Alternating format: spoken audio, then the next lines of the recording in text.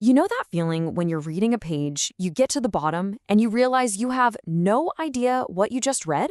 Or you sit down to focus on something important, and 2 minutes later, you're somewhere else entirely? Yeah, you are not alone. So today, let's get into it. What in the world has happened to our ability to just think?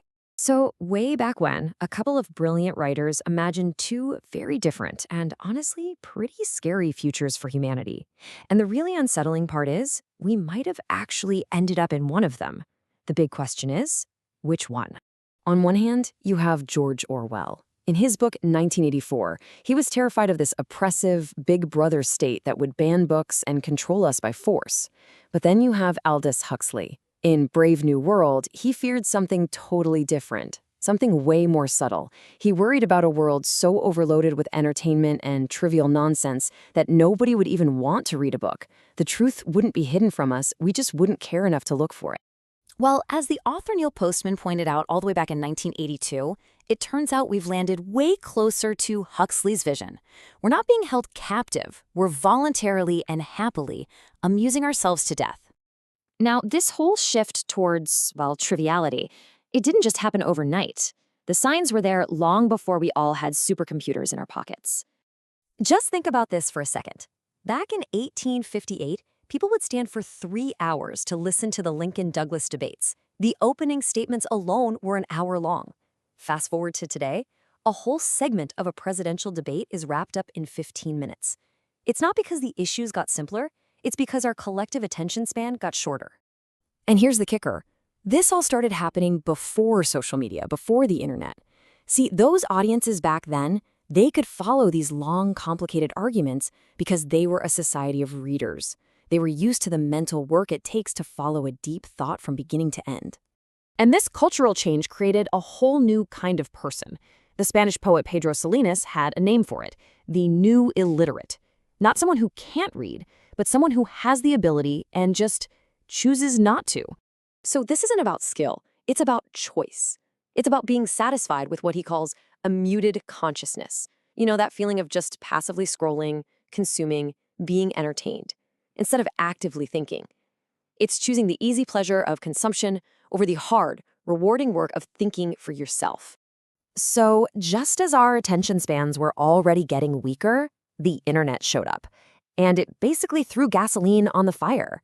It put this whole trend into hyperdrive and literally started to change the way our brains are wired.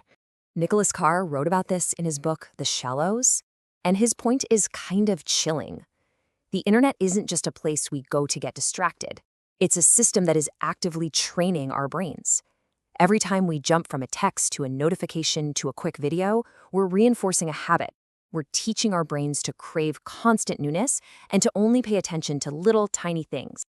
Okay, so this brings up a huge debate, right? You hear it all the time. Why would I spend 10 hours reading a book when I can just watch a 10-minute summary on YouTube and get all the main points? I mean, is it really the same thing? Well, the short answer is absolutely not. The idea that you can just swap out the deep experience of reading for a quick summary is probably one of the most dangerous myths about learning today. It totally misses the entire point of why reading is so powerful. See, the real value of reading isn't just downloading data into your head. We're already drowning in data. The benefit is in the process. Reading is a workout for your brain. It builds the actual muscle of focus. It forces you to follow one long line of thought, and that, in turn, helps you think more clearly and even start to organize the chaos in your own mind. So what's the big deal? Who cares? We live in a fast world, so what if our brains are getting faster and less focused? Why does any of this actually matter? Because your brain is a muscle. It's as simple as that. It works on a use-it-or-lose-it basis. The neural pathways in your brain that are responsible for deep focus and critical thinking, well, they can get weaker if you don't use them. Deep reading, that's the heavy lifting that keeps your mind in shape. And the consequences of this are very, very real. When all your inputs are shallow and broken up, your thinking starts to become shallow and broken up too, and that affects everything.